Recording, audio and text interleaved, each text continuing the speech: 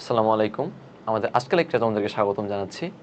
আজকের লেকচারটা হচ্ছে আমাদের এককের ঘনমূল নিয়ে। এখন এককের ঘনমূল এটা এত কঠিনের কি আছে? দেখেন এত ছোটবেলাতে পড়ে আসছি ভাই যে এককের ঘনমূল তো 1ই হয়, তাই তো? আসলে কি 1 হয় নাকি অন্য কোনো কিছু আছে? চলো দেখা যাক। তো আমরা স্টার্ট করি আজকে। আচ্ছা, আমাকে একটা কথা বলো তো, একটা সমীকরণের মাত্রা যত হয় তার ততগুলো সমাধান থাকে না? যেমন যদি আমি ধরো এরকম একটা তোমাকে ইকুয়েশন দিলাম যে এক্স স্কোয়ার -5x+6, ঠিক আছে? তাহলে এটাকে আমরা এই মিডল টার্ম করলে কি আসবে? এক্স স্কোয়ার -3x -2x+6, তাই কি না?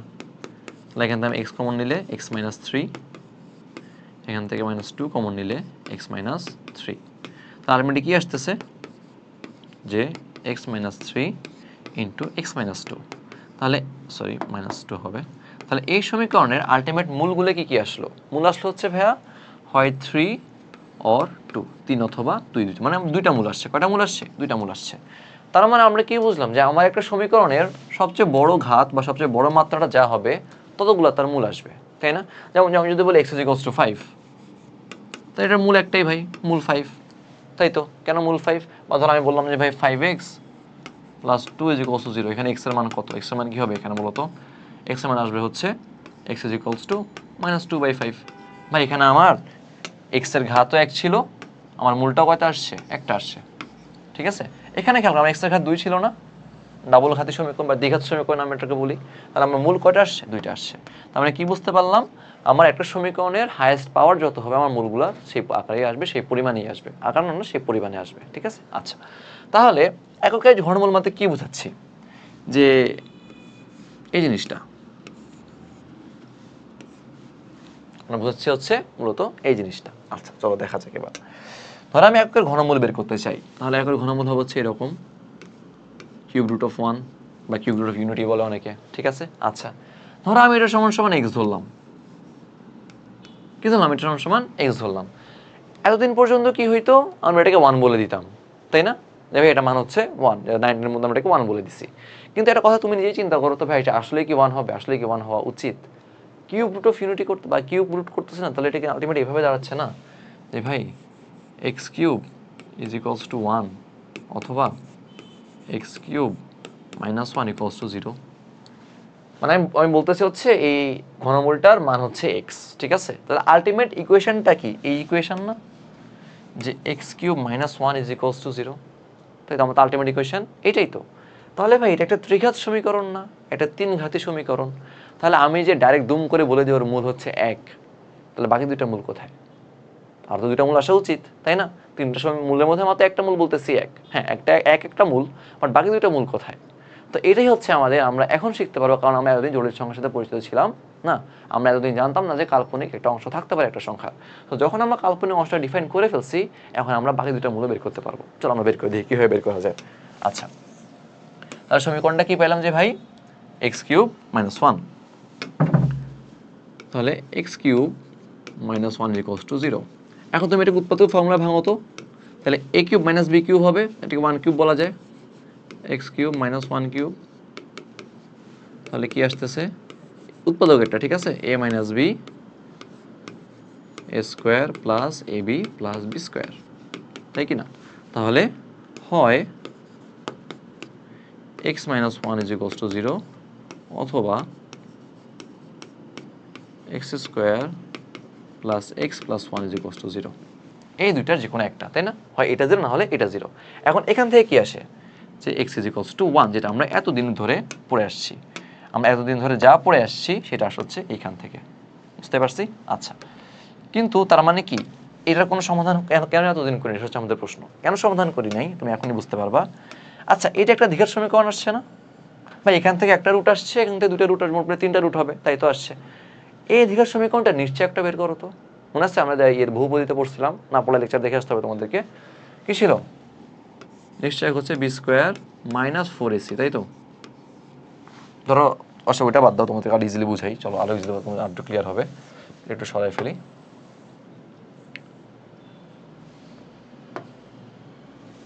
আচ্ছা, ওইটা বাদ দাও, নিশ্চয়ক দিয়ে আপাতত হয়তো অনেকে পড়া নাই, সো নিশ্চয়ক আপাতত না বুঝি, নর্মালি বুঝি আমরা। দেখো এর মূল দিয়ে কি আসবে ভাই, minus B plus minus root over, এ তো পড়ছি 19 B square minus 4ac by টোয়াইসে,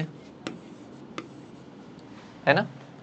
এই টার্মটাকে বলা হচ্ছে মূলত নিশ্চয়ক বলা হয়। এটা আমরা এতদিন হয়তো জানি না, বাট এটা আমরা বহুপদ দিকে পড়তে পারবো। সো এ দেখি তো এটা মূলগুলো বের করে, মূলগুলো কি এসেছে, বি এর ভ্যালু কত ভাই, বি এর ভ্যালু তো 1, আর সমীকরণ কি ফর্মেটে থাকে, X square plus BX plus C ফর্মেটে থাকে, তাই তো?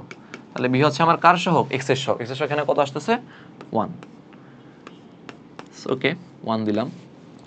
বি এর আমার ভ্যালু আবার আমার 1 হবে 1 স্কোয়ার মাইনাস 4, এর ভ্যালু 1, সি এর ভ্যালু 1, এর ভ্যালু কত 1, তাহলে ফাইনালি কি আসতেছে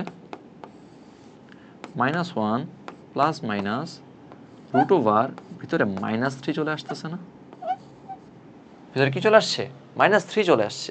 এই জন্য এতদিন আমরা এটাকে প্রকাশ করতে পারি নাই, বা প্রকাশ করার আমাদের উপায় ছিল না, কারণ ভাই রুটের মধ্যে মাইনাস তো অসংজ্ঞায়িত, তাই কি না? বাট যখন আমি এখন জটিল সংখ্যা শিখে গেছি, জটিল সংখ্যা প্রকাশ করা আমি অবাস্তব আর বাস্তব পাঠের পার্থক্য বুঝে গেছি, তখন আমার পক্ষে প্রকাশ করা একেবারে সহজ। তখন কি হয়ে যাবে, তখন আমি জাস্ট একে -1 প্লাস মাইনাস √3i বলে দিব, রুট ওভার -1 মানে হচ্ছে i, আর এটা হয়ে যাবে হচ্ছে i2। তাহলে বাকি দুটো ঘনমূল কি আসতেছে ভাই, একটা হচ্ছে -1 প্লাস √3i/2, আর এটা হচ্ছে -1 মাইনাস √3i/2, আর আরেকটা কি আসছিল আমাদের, এটা হচ্ছে 1। তাহলে এটা হচ্ছে আমাদের এককের 3টা ঘনমূল।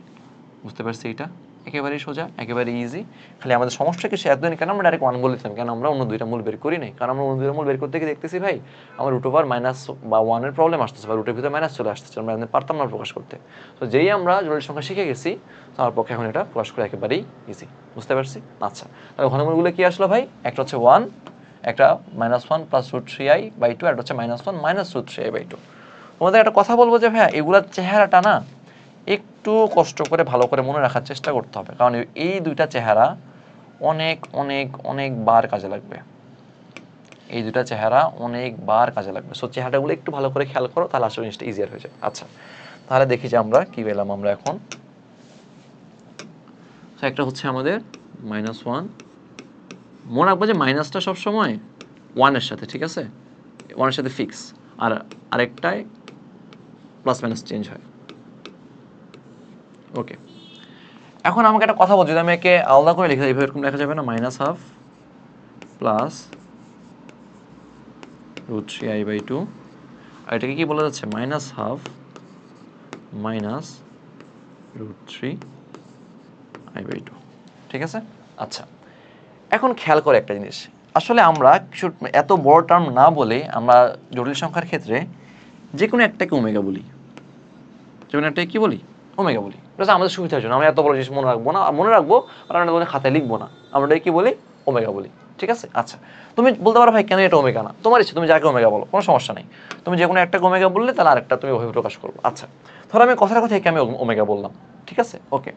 তাহলে একটা কাজ করি আমরা, ধরো যেহেতু আমি একে ওমেগা বলছি, তাহলে ওমেগা সমান সমান কি আসতেছে, যে -1/2 প্লাস √3/2i, এটা হচ্ছে আমাদের ওমেগা। আচ্ছা, আমি দুই পাশে স্কোয়ার করি তো, এমনি মজার জন্য, ধরে একটা এমনি মন চাইলেও করলাম, মজার জন্য করতেছি। তাহলে -1/2 প্লাস √3/2i হোল স্কোয়ার। ওকে, হোল স্কোয়ারটা ভেঙে দিই a প্লাস b হোল স্কোয়ারের সূত্রে, তাহলে -1/2 whole square plus 2 into -1/2 into √3/2i plus √3/2i whole square, তাই কি না? তাহলে বলতো এটা কি হবে, 1/4 আসতেছে এটা, ওকে 1/4 কোনো সমস্যা নেই, এখানে কি আসতেছে 2 কাটা গেল, তাহলে মাইনাস √3/2i থাকতেছে। আর এটা কি হবে বলো তো, √3 হোল স্কোয়ার হয়ে কি 3 হয়ে যাবে, আর 2টা 4 হবে, আর এটা কি i হয়ে i স্কোয়ার হয়ে যাবে। তাহলে কি আসলো 1/4 মাইনাস √3/2i, আর এটাই ভাই i স্কোয়ারের ভ্যালু কি -1 না, তাহলে -3/4 হয়ে যাবে না বলো তো। তাহলে ফাইনাল রেজাল্টটা কি আসতেছে আমাকে বলো তো একজন। এবার যদি আমি খেয়াল করি, আমার এবার এই 1/4 আর -3/4 বিয়োগ যায়, বিয়োগ গিয়ে কি মাইনাস কি থাকবে বলো, -1/2 থাকতেছে না? তাহলে অ্যান্সার আসলো হচ্ছে -1/2 মাইনাস √3/2i। ভাই এটাই কি আমাদের আরেকটা এককের জটিল ঘনমূল চলে আসছে না, যে এটা হচ্ছে আমাদের এই জিনিসটা, তাই কি না? আমরা একটাকে হোল স্কোয়ার করার ফলে কি আসলো, আরেকটা চলে আসছে, বুঝতে পারছি? তার মানে যদি আমি একটাকে ওমেগা বলি, আরেকটাকে আমি কি বলবো, ওমেগা স্কোয়ার। এখন তোমার ইচ্ছা তুমি কাকে ওমেগা বলো, ওমেগা স্কোয়ার বলো, একটাকে বললেই হয়েছে। তুমি যদি বলো আমি এটাকে ওমেগা বলবো, তুমি আর হোল স্কোয়ার করে দেখো, তোমার এটাই আসবে, বুঝতে পারছি? তাহলে এককের তিনটা ঘনমূল এখন কি বলবো ভাই, একটা হচ্ছে 1, একটা হচ্ছে ওমেগা, একটা হচ্ছে ওমেগা স্কোয়ার, যাতে আমাদের প্রকাশ করাটা সহজ হয় মোটামুটি, বুঝতে পারছি? আচ্ছা, তাহলে আরেকটা প্রপার্টিস দেখি আমরা। দেখো তোমাদেরকে আমি অনুবন্ধী জোড়ের সংখ্যা শিখাইছি। অনুবন্ধীতে কি হইতো ভাই, একটা জোড়ের সংখ্যা অনুবন্ধী হচ্ছে সেইটাই, সেই সংখ্যাটা সব কিছু সেম থাকবে, খালি অবাস্তব অংশের চিহ্নটা চেঞ্জ হয়ে যাবে। যদি একটা জোড়ের সংখ্যা আমাদের ধরা হচ্ছে যে 2 + 4i হয়, তার অনুবন্ধী কি হবে ভাই, সব কিছু ঠিক থাকবে। তাহলে -2 + 4i নিলাম, আমি কত নিলাম, -2 + 4i। তার বাস্তব পার্ট আগের মতোই থাকবে, খালি অবাস্তব পার্টের সহগের চিহ্নটা চেঞ্জ হয়ে যাবে। তাহলে এইটা হচ্ছে আমাদের এই জটিল সংখ্যার অনুবন্ধী, এইটা আবার এটার অনুবন্ধী হচ্ছে এইটা, উল্টাও বলতে পারি। তাহলে ভাই খেয়াল করো, এই দুইটার ক্ষেত্রে, এই দুটো জটিল সংখ্যার ক্ষেত্রে আমার কেবলমাত্র তাদের অবাস্তব পার্টের সাইনে পার্থক্য না, তাহলে আমি কি বলতে পারি এই দুটা জটিল মূল পরস্পর অনুবন্ধী?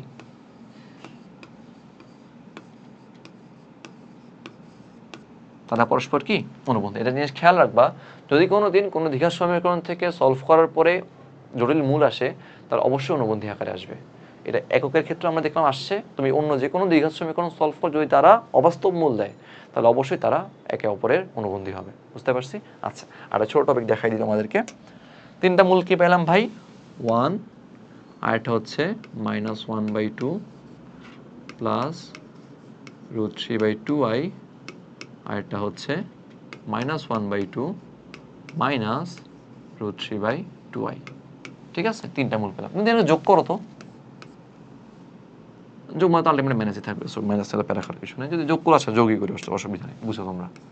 তিনটাকে যোগ করলাম, ঠিক আছে, আমার ইচ্ছে হলো তিনটাকে আমি যোগ করলাম। তাহলে কি আসবে, 1 -1/2 প্লাস √3/2i -1/2 মাইনাস √3/2i, বুঝতে পারছি? আচ্ছা ভাই, এটা তো চলে গেল, এইটা চলে গেছে। -1/2 মিলে কি -1 না, এইটাও চলে গেছে। তাহলে ফাইনাল আনসার কি আসতেছে, 0। ফাইনাল কি আসলো, 0। তার মানে এককের তিনটা ঘনমূলের সমস্যা সবসময় কত হবে, 0 হবে, বুঝতে পারছি? তাহলে কি আমরা কি প্রমাণ পেলাম, এর মাধ্যমে কি সিদ্ধান্তে পৌঁছাইলাম, 1 + omega plus omega square is equals to 0। এটা অলওয়েজ অলওয়েজ অলওয়েজ ট্রু, একটু খেয়াল রাখতে হবে, ঠিক আছে? আচ্ছা, সো এগুলো হচ্ছে আমাদের মোটামুটি একের ঘনমূলের কিছু ভালো প্রপার্টিস। আমরা নেক্সট ভিডিওতে দেখবো হচ্ছে একের ঘনমূলের পারগুলো কীভাবে ডিপেন্ড করে, এবং তারপরে ভিডিওতে আমরা কিছু নিউমেরিক্যালস দেখবো। সো আজকের ক্লাসটা এই পর্যন্তই। ধন্যবাদ সবাইকে, আসসালামু আলাইকুম।